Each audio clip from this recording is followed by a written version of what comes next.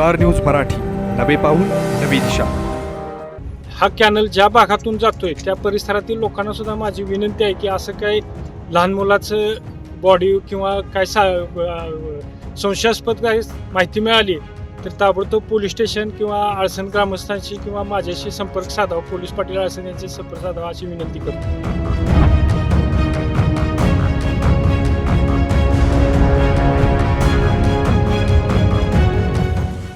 तुम्हाला सोने खरेदी करायचंय तर मग चला विट्याच्या ओम ज्वेलर्स मध्ये.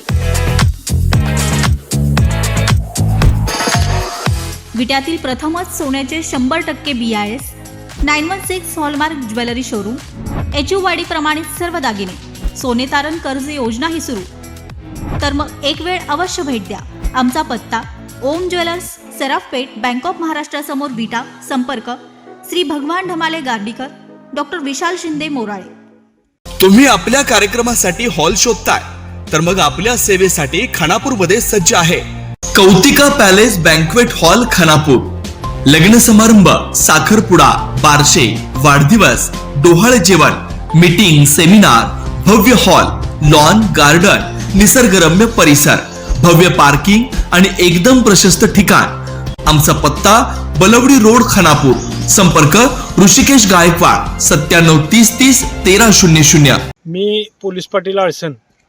आळसणमध्ये एक दुर्दैवी घटना अशी घडली आहे की 6 वर्षाचा मुलगा राजवीर सोमनाथ जाधव हा कॅनलमध्ये साधारणतः 1 तास 1.5 तासापूर्वी पडला आणि कॅनलमध्ये भरपूर पाणी असल्यामुळे ते वाहत्या पाण्यातनं गेल्यामुळं शोध त्याचा चालू आहे, परंतु अजून काही सापडलं नाही आणि त्यासाठी आम्ही शोधण्यासाठी प्रयत्न करत आहोत. आमच्या गावातील सर्व ग्रामस्थ आहेत आणि काही तज्ज्ञ लोक बी आहेत जी शोध मोहीम करण्यासाठी ते शोधत आहेत, परंतु पाण्याचा वेग जास्त असल्यामुळे आणि पाणी भरपूर असल्यामुळे शोध कार्यात अडथळा येत आहे आणि पाणी बंद करण्यासाठी पाटबंधाऱ्याला विनंती केलेली आहे आणि त्यांनी ते बंद केले असं समजतंय.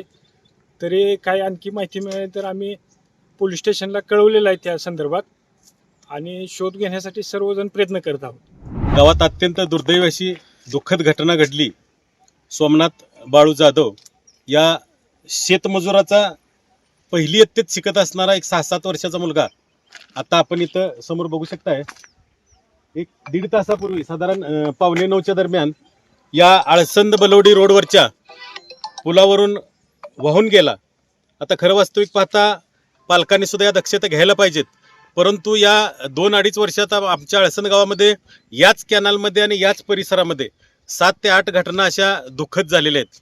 याच्यात 3 लहान मुलांचा समावेश आहे, 3 एका महिलेचा समावेश आहे, 2 मोठ्या माणसांचा समावेश आहे. या आपल्या माध्यमातून मी शासनाला किंवा प्रशासनाला असं सांगू इच्छितो की गावठाण लगत जिथं जिथं कॅनल आहे तिथं त्याला गार्डिंग होण्यात यावं आणि पालकांनी सुद्धा आपल्या लहान मुलांना शक्यतो पाण्याकडे जाऊ देऊ नका किंवा कॅनलकडे जाऊ देऊ नका. आता कमळापूर रोडची परिस्थिती बघितली तर 5वी ते 10वी समोर हायस्कूल आहे.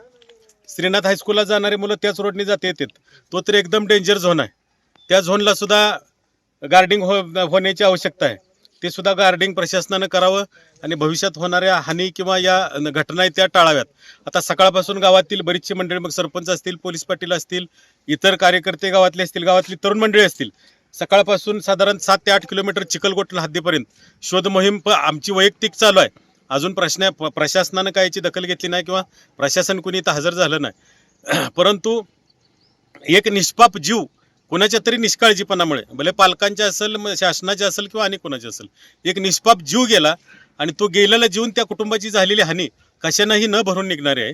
त्यामुळं सर्वांनीच याची दक्षता घेणं गरजेचं आहे. महत्त्वाचं आता सरपंचांना विनंती करून आमदार सुहासभाई बाबर यांच्याकडे आम्ही निवेदन करणार आहे की येत्या 8-15 दिवसात, महिन्याभरात आचारसंहितेची जर काही बाधा येत नसली तर या दोन्ही ठिकाणी गार्डिंगची व्यवस्था आम्ही नक्की करून घेणार आहोत. आपल्या परिसरातील लेटेस्ट बातम्या पाहण्यासाठी स्टार न्यूज मराठी YouTube चॅनलला आत्ताच सबस्क्राईब करा.